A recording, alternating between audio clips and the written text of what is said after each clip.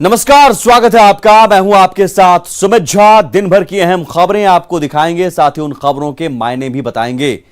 मधुपुर विधानसभा उपचुनाव के नतीजे आ गए हैं। बीजेपी प्रत्याशी को जेएमएम प्रत्याशी हफीजुल हसन ने 5292 मतों से हराया है। बीजेपी प्रत्याशी गंगा नारायण सिंह को 5292 मतों से हराया है। बीजेपी प्रत्याशी की हार हुई है। इस सीट के लिए 17 अप्रैल को मतदान हुआ था। 2019 के विधानसभा चुनाव में यहां से जेएमएम के हाजी हुसैन अंसारी जीते थे, जिनके निधन के बाद यह सीट खाली हुई और यहां से जेएमएम ने हाजी हसन अंसारी के बेटे हफीजुल हसन को उतारा। मधुपुर विधानसभा उपचुनाव का मतगणना सुबह 8:30 बजे से शुरू हो गया था, लेकिन आपको बता दें कि बीच में लगभग 2 से 3 घंटे तक ईसीआई का जो पोर्टल है, इलेक्शन कमीशन ऑफ इंडिया का जो पोर्टल है, वो पूरी तरह क्रैश कर गया था, जिसकी वजह से मीडिया को ऑफिशियली जो डाटा आंकड़ा है वो थोड़ी देरी से दी जा रही थी। हालांकि जो मतगणना है वो भीतर में चालू है, लेकिन क्योंकि जो नियम कहता है कि ईसीआई के पोर्टल पर जब तक अपडेट नहीं किया जाएगा तब तक आधिकारिक तौर पर मीडिया को नहीं बताया जा सकता है इस वक्त जो है। लेकिन रुझान जो आ रहे हैं वो जेएमएम के हफीजुल जो हैं वो उनका वो बढ़त कर रहे हैं और इस समय समर्थन का भी आप भीड़ देखिए कि समर्थक जो हैं ये काफ़ी संख्या में यहाँ पे पहुँच गए हैं। हालांकि वहीं सीएम हेमंत सोरेन ने मधुपुर की जनता का आभार जताया है। उन्होंने कहा कि सरकार के काम के बदौलत ही ये जीत मिली है। इस मौके पर उन्होंने पश्चिम बंगाल में टीएमसी के प्रदर्शन को लेकर ममता बनर्जी को बधाई दी।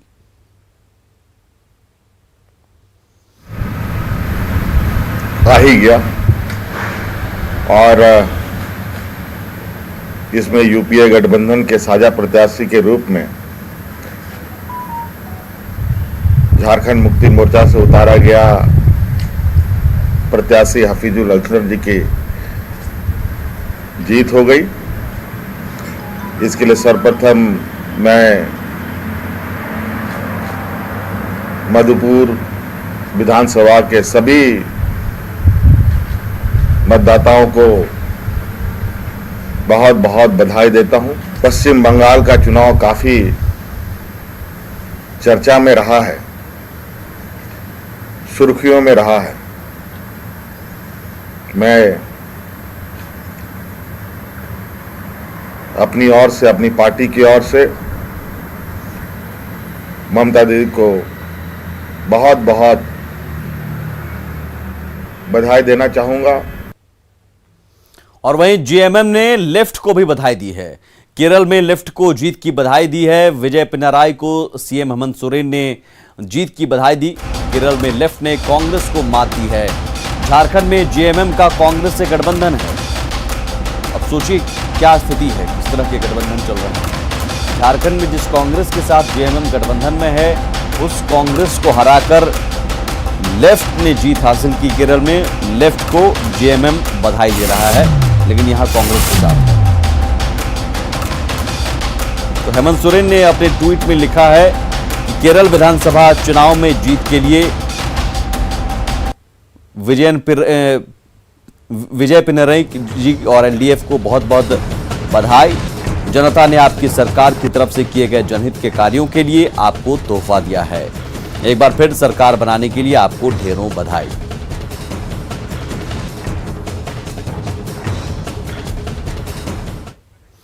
आगे बढ़ते हैं, बात कोरोना की। बिहार में मिले कोरोना के 13,534 मरीज।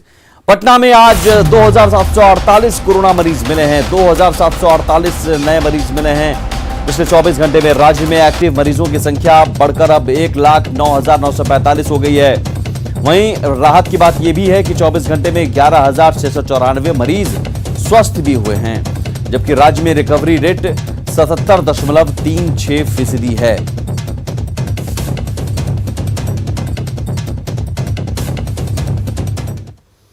कोरोना के आंकड़े अभी भी डरावने हैं, लेकिन अभी भी लापरवाही जारी है। उन लापरवाहों की वजह से बिहार में कोरोना की रफ्तार थम नहीं रही। बक्सर बस स्टैंड पर सोशल डिस्टेंसिंग की धज्जियां उड़ाई जा रही हैं। जो मजदूर बाहर से आ रहे हैं उनकी जांच नहीं हो रही है। हैरानी की बात यह भी है कि स्टैंड पर मेडिकल टीम की तैनाती भी नहीं है।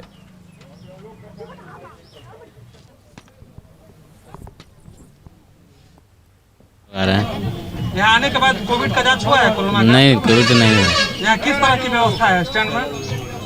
व्यवस्था तो सही है, तो क्या जांच हुआ है कि आपको कोरोना है? जांच नहीं हुआ है। ना मेडिकल है ना कुछ है, बस आदमी जूझ रहे हैं। यात्री बाहर से आ रहे हैं, उनका कोरोना जांच हो रहा है यहाँ पर? यहाँ पर कुछ नहीं हो रहा है, ऐसे ही गाड़ी में चढ़ रहे हैं, जा रहे हैं। कि हम सूरत से आ रहे हैं, सूरत से तो चेकिंग करवाए हैं, यहाँ चेक हुआ है? यहाँ नहीं चेकिंग। हाथ में सैनिटाइजर मास्क अपने से सुविधा लेकर के हम लोग चल रहे हैं, कोई खास नहीं है यहाँ। बक्सर के बस स्टैंड में लापरवाही का आलम यह है कि जो भी यहाँ बस से यात्री उतर रहे हैं या फिर यहाँ से बाहर जा रहे हैं, उनका कहना है कि यहाँ किसी प्रकार की कोई मेडिकल टीम नहीं है, मेडिकल जांच नहीं की जा रही है, उनका कोविड टेस्ट नहीं हो रहा है। यहाँ से उतरने के बाद फिर वो अपने गंतव्य स्थान की ओर निकल जा रहे हैं। और आप कैमरे की नज़र से जो आपने देखा है कि किस तरह से बस में बैठाया जा रहा है लोगों को, और यात्रियों का साफ तौर पर कहना है कि यहाँ किसी प्रकार की कोई व्यवस्था नहीं है। आने के बाद कोई उनको पूछ नहीं रहा है कि उनकी कोरोना जांच हुई है या नहीं है। वो बाहर से बक्सर पहुंच रहे हैं और यहाँ से फिर वो बिहार के अपने अपने जहां उनका गांव है वहां के लिए निकल रहे हैं। पुष्पराज, न्यूज़ 18 बक्सर। वहीं सहरसा में ऑटो चालक और बस चालक कोरोना नियमों की धज्जियां उड़ा रहे हैं। कुछ रुपए के लालच में चालक अपनी गाड़ियों में भर भर कर यात्रियों को बैठा रहे हैं। इस दौरान मास्क और सोशल डिस्टेंसिंग की धज्जियां उड़ा रहे हैं। तस्वीरें सहरसा के बस स्टैंड और प्रशांत मोड़ के पास की है। यात्रियों का कहना है कि उन्हें डर लगता है, लेकिन उनके पास कोई दूसरा रास्ता नहीं।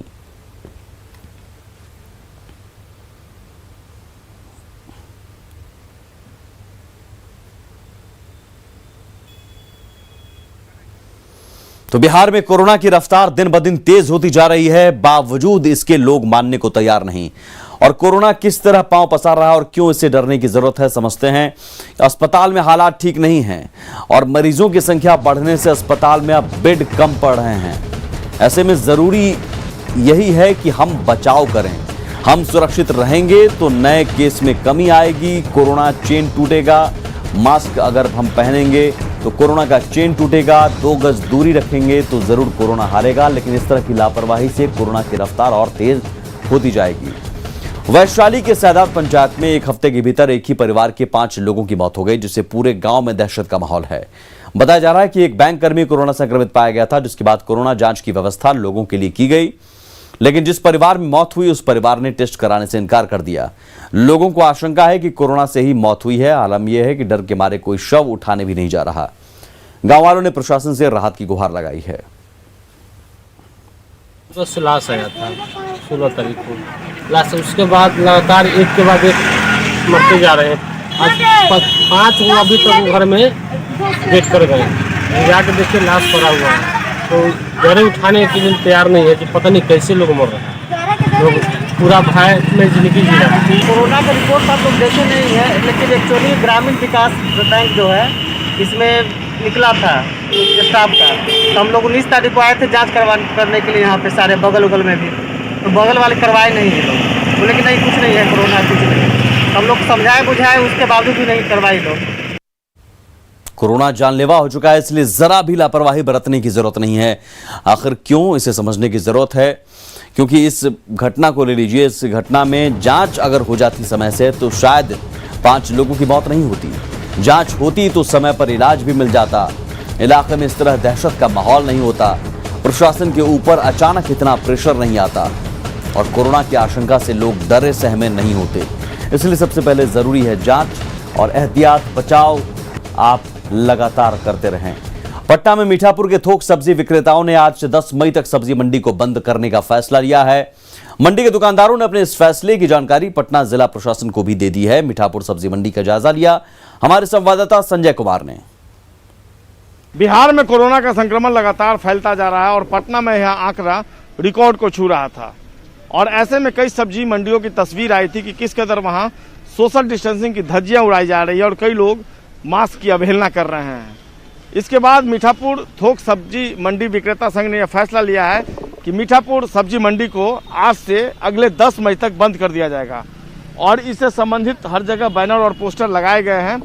ये फैसला जो लिया गया है इसका कहीं ना कहीं सकारात्मक असर पड़ेगा और जो कोविड-19 का रिकॉर्ड जो है वो लगातार बढ़ता जा रहा था उस पर भी अंकुश लगेगा। जो लोग पहुंचे हैं उनसे बात करते हैं। आप सब्जी मंडी जो है वो 10 मई तक बंद कर दिया गया है। इस फैसले को किस रूप में लेते हैं आप? नहीं, फैसला तो गलत है। गलत इसलिए है कि सब्जी लोग हरा सब्जी हर कोई खाने के लिए चाह रहा है। बंदी में तो कुछ नहीं मिलेगा, तो जो बचा हुआ सामान रहेगा उसका भाव जो बेचेगा उसका भाव तो बेतहाशा वृद्धि हो जाएगा भाव में। मेन बात है कि सब्जी मंडी का ये जगह नहीं है। हकीकत में बोलिए तो जगह नहीं है। यहाँ जितना कमाइए सब किराए में दे दीजिए। लेकिन जिस तरीके से भीड़ यहाँ पर जमा होती थी, सोशल डिस्टेंसिंग नहीं था, लोग मास्क पहन के नहीं आते थे, तो अभी भी नहीं, कितना आदमी देखिए अभी भी मास्क पहन के नहीं घूमेगा। बिहार के कई जिलों में वेंटिलेटर हैं, लेकिन उन्हें चलाने वाला कोई नहीं। खगड़िया में पीएम केयर फंड की ओर से स्वास्थ्य विभाग को 6 वेंटिलेटर दिए गए थे, लेकिन टेक्नीशियन और डॉक्टर के अभाव में ये वेंटिलेटर सदर अस्पताल के आइसोलेशन सेंटर के एक वार्ड में पड़े हुए हैं। फिलहाल वेंटिलेटर चलाने के लिए टेक्नीशियन की बहाली निकाली गई है। खगड़िया के स्वास्थ्य विभाग को भी पीएम केयर फंड से 6 वेंटिलेटर दिया गया था, लेकिन महीनों बीत चुका है, उसको अभी तक चालू नहीं किया गया है। जो 6 वेंटिलेटर है वो खगड़िया का जो आइसोलेशन केंद्र जो बनाया गया है, इसी आइसोलेशन जो केंद्र बनाया गया है उसके वार्ड नंबर 5 में जो है सो वेंटिलेशन रखा हुआ है। हालांकि पूरा ऑक्सीजन के साथ उस बेड को तैयार किया गया है, पूरा एक तरह से कहें कि वार्ड को सुसज्जित किया गया है, उसके बावजूद भी जो वेंटिलेशन है उसको चालू नहीं किया गया है। कोरोना काल में वेंटिलेटर का जो है बहुत ज़रूरत है, इससे आम लोग को राहत मिलेगा। ये शुद्ध रूप से सिविल सर्जन और जिला प्रशासन की लापरवाही है। हॉस्पिटल का शोभा बढ़ा रहा है, धूल फेंक रहा है और लोग यहाँ से कोरोना पीड़ित बाहर के जिले पटना दरभंगा जाने को मजबूर है। यहाँ कोई व्यवस्था ही नहीं है, परेशानी ही परेशानी है।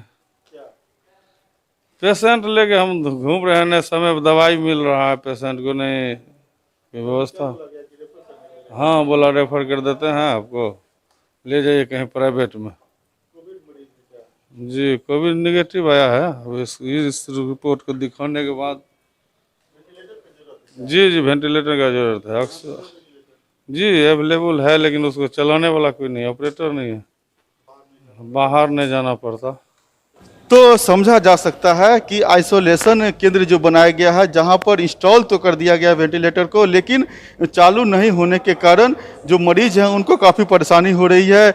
पिछले कई महीनों से वार्ड बन करके तैयार है, वेंटिलेटर भी वहां पर तैयार है, लेकिन टेक्नीशियन के अभाव में उसको चालू नहीं किया जा सकता है। तो ऐसे में समझा जा सकता है कि यदि स्वास्थ्य विभाग की ओर से यदि वेंटिलेटर को यदि जल्द चालू किया जाए तो गरीब मरीजों को काफ़ी फायदा हो सकता है। दिग्विजय कुमार, न्यूज़ 18 खगड़िया। बिहार में कोरोना के मरीजों की संख्या में 15 मार्च के बाद लगातार तेजी से बढ़ोतरी हुई है और अब आज 48 दिन से अधिक बीत गए, तब भी वेंटिलेटर चालू हालत में नहीं है। वेंटिलेटर की कमी से जूझ रहे बिहार को किन मुश्किलों का सामना करना पड़ सकता है और पड़ रहा है, इसे समझिए। जो मरीज खुद से सांस नहीं ले पाते उन्हें वेंटिलेटर पर रखा जाता है। फेफड़े जब काम नहीं करते तो वेंटिलेटर उसे संभालते हैं। WHO के मुताबिक 6 में 1 कोरोना मरीज गंभीर हो जाता है। गंभीर मरीज को कोरोना वायरस फेफड़ों पर वार करता है और ऐसे गंभीर मरीज को वेंटिलेटर की जरूरत होती है, लेकिन वेंटिलेटर है यहां पर, फिर भी मरीजों को सुविधा नहीं मिल पा रही है। भागलपुर के शिशु रोग विशेषज्ञ डॉक्टर अजय कुमार सिंह ने ऑक्सीजन रेगुलेटर बनाने का दावा किया है। इस काम को उन्होंने अपने सहयोगी धर्मेंद्र और राहुल के साथ मिलकर अंजाम दिया है। इस रेगुलेटर को बनाने में सिरिंज, सलाइन में इस्तेमाल करने वाले कांच की बोतल और 2 पतले पतले प्लास्टिक की नली से रेगुलेटर बनाया गया है। डॉक्टर ने इसे बनाने की विधि का वीडियो भी सोशल मीडिया पर अपलोड किया है। ऑक्सीजन तो है लेकिन सर रेगुलेटर नहीं है, तो मन में आया तो धर्मेंद्र जी ने इसका शुरुआत किया और राहुल और हमने मिलकर ये 20 ml के प्लास्टिक सिरिंज से इसको रेगुलेटर तैयार कर दिया और तत्काल बहुत अच्छे से काम कर सकता है। कोरोना काल में लोग ऑक्सीजन लेवल को लेकर काफी गंभीर दिख रहे हैं, लेकिन कई लोग ऐसे हैं जो इसका इस्तेमाल करना नहीं जानते। तो वैसे लोगों के लिए हम लेकर आए हैं बेहद खास जानकारी। पटना के जाने माने डॉक्टर मुकेश रोशन से हमारे सहयोगी अमित कुमार ने बात की और उनसे जाना कि इसका इस्तेमाल कैसे किया जाए। तो आज हम बता रहे हैं आपको कि ऑक्सीमीटर से सही ऑक्सीजन लेवल जो है वो कैसे आप माप सकते हैं। हमारे साथ मौजूद हैं डॉक्टर मुकेश रोशन, बात करते हैं इनसे। मुकेश जी, ऑक्सीमीटर का इस्तेमाल लोग कैसे कर सकते हैं ऑक्सीजन लेवल नापने को लेकर के, या फिर जो अपना बीपी है उसको कैसे नाप सकते हैं? देखिए, सबसे पहले पल्स ऑक्सीमीटर को जो है हम लोग लेफ्ट हैंड के मिडिल फिंगर में लगा करके और यूज कर सकते हैं। जैसे आपको अगर सोए हुए अवस्था में करें तो वो ज्यादा बेटर होगा। कभी भी टहल के या चल करके आए और तुरंत पल्स ऑक्सीमीटर का मेजरमेंट नहीं कर सकते हैं, उससे लेवल जो है वो कम या ज्यादा बता सकता है। अभी 97 मेरा बता रहा है, 98 बता रहा है। मास्क लगा करके अगर करेंगे, चूंकि ट्रिपल लेयर मास्क आजकल अलाउ है, तो 3 लेयर का मास्क जो है उसमें भी कम हो सकता है। तो हम कहेंगे कि थोड़ा सा ब्रीदिंग एक्सरसाइज भी लोगों को करना चाहिए, उससे आपका लंग्स का जो लेवल है एयर लेने का वो मजबूत होगा। के बगल में एक है, इनसे इनका ये ऑक्सीजन लेवल जो है, देखिए इनके जो फिंगर है उस पे ये नेल पेंट लगा हुआ है, तो ऑक्सीमीटर से ये नाप रहे हैं, माप रहे हैं। 98 है, मतलब कोई बहुत अंतर नहीं है ये नेल पेंट लगाने के कारण। अभी उस दूसरे हाथ में भी चेक कर लेते हैं, उससे पता चल जाएगा। चलिए, ये दूसरे हाथ में भी चेक कर रहे हैं तो उससे ये पता चल जाएगा। तो देखिए, जो फिंगर बिना नेल पेंट का है उसमें भी ये लगा रहे हैं, तो इसमें भी जो है ऑक्सीजन लेवल जो है वो क्या आ रहा है, मैं देख रहा हूं इसको। तो यहाँ देखिए, इसमें भी लगभग मतलब अंतर नहीं है। 99 इसमें था, 97 अभी आ रहा है उसमें। अंतर कुछ खास नहीं, थोड़ा सा लेवल है, माइनर है, 2 पॉइंट का इधर उधर है। तो चलिए, ये देख सकते हैं कि इन्होंने अपने फिंगर में ऑक्सीमीटर लगाया, और जो जानकारी इन्होंने दी है ये जानकारी कितनी अहम है हम इनसे भी जानते हैं। क्या नाम है आपका? रूपा प्रसाद। रूपा जी, ये बताइएगा कि जो अभी डॉक्टर साहब ने जानकारी दी, ये जानकारी आम लोगों के लिए, आपके लिए कितना है? ये काफी इम्पोर्टेंट मैसेज है, क्योंकि अभी जो भी लोग पैनिक हो रहे हैं, सब लोग ये ऑक्सीमीटर का जो O2 लेवल है उसको देख करके ही पैनिक हो रहे हैं। तो ये हम लोग का जो भी ऑक्सीजन लेवल आ रहा है, एक बार हम लोग डॉक्टर से कंसल्ट करें और वो क्या सजेशन करते हैं उसके अकॉर्डिंग हम लोग कोई स्टेप लें। दरअसल शरीर को ऑक्सीजन की जरूरत है और कोरोना मरीजों के फेफड़े पर अटैक करता है, जिससे सांस लेने में परेशानी होती है और ऑक्सीजन लेवल गिर जाता है। ऐसे में ऑक्सीमीटर की डिमांड भी बहुत बढ़ी है और लोग खुद अपने शरीर का ऑक्सीजन लेवल चेक करने लगे हैं। समझते हैं इस खबर के मायने। ऑक्सीमीटर से जांच के बाद सही स्थिति का पता चलता है, समय रहते मरीज डॉक्टर के पास पहुंच जाता है, सही समय पर इलाज मिलने से जान बच सकती है। ऑक्सीजन लेवल पता चलने से सुधारने का प्रयास होता है। लोग जांच के बाद खुद भी सजग हो सकते हैं। हाँ, लेकिन पैनिक होने की जरूरत नहीं है। अगर ऑक्सीजन लेवल थोड़ा बहुत गिरा भी हुआ है तो पैनिक ना हो, क्योंकि इससे और लेवल गिर जाएगा। डॉक्टर से तुरंत संपर्क करें। कोरोना के इस द्रोह काल में सबसे ज्यादा जरूरी है वैक्सीनेशन, इसलिए जहां भी जैसे ही मौका मिले टीका ले लीजिए। एमपी के भोपाल में अब उन लोगों के लिए नया वैक्सीनेशन सेंटर शुरू किया गया है जिन्हें इन दिनों अस्पताल जाने में डर लग रहा है।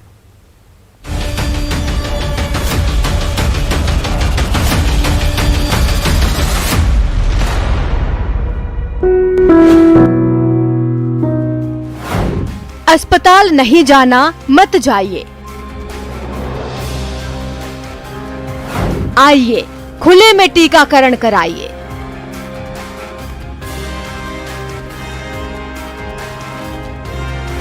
भोपाल में ड्राइव इन वैक्सीनेशन सेंटर। वक्त इतना विपरीत चल रहा है कि लोग अस्पताल जाने से भी घबराने लगे हैं।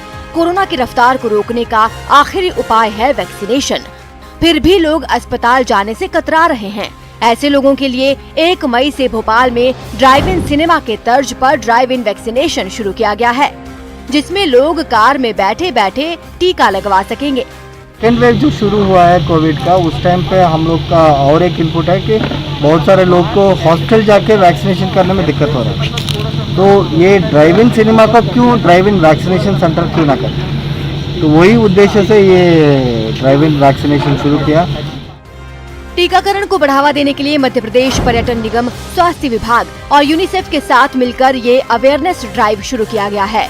एक दिन में 100 कारों को एंट्री दी जाएगी। इस दौरान कार में जितने लोग सवार होंगे उनका वैक्सीनेशन हो सकेगा। तो लोग को हम होम से ही पिकअप कर पाएंगे। यहाँ आने के बाद वैक्सीनेशन करने के बाद उनको घर तक छोड़ भी देंगे। किसी को कुछ खाने का ज़रूरत है तो खाने के टाइम यहाँ टेक अवे भी होगा। और जो आधा घंटा वैक्सीनेशन के बाद वेट करना पड़ेगा, उस टाइम पे हमारा ये जो सिनेमा थिएटर है यहाँ पे एंटरटेनमेंट भी, इंफॉर्मेशन भी, दोनों का यहाँ पे व्यवस्था किया गया। बता दें 80,000 स्क्वायर फीट में बने प्रदेश के पहले ड्राइव इन सिनेमा की शुरुआत जनवरी 2021 में हुई थी। अब यहाँ वैक्सीनेशन हो रहा है और एक दिन में 100 कारों को एंट्री दी जा रही है। इस दौरान कार में सवार सभी लोगों को टीका लगाया जा रहा है। Bureau report, news 18 network.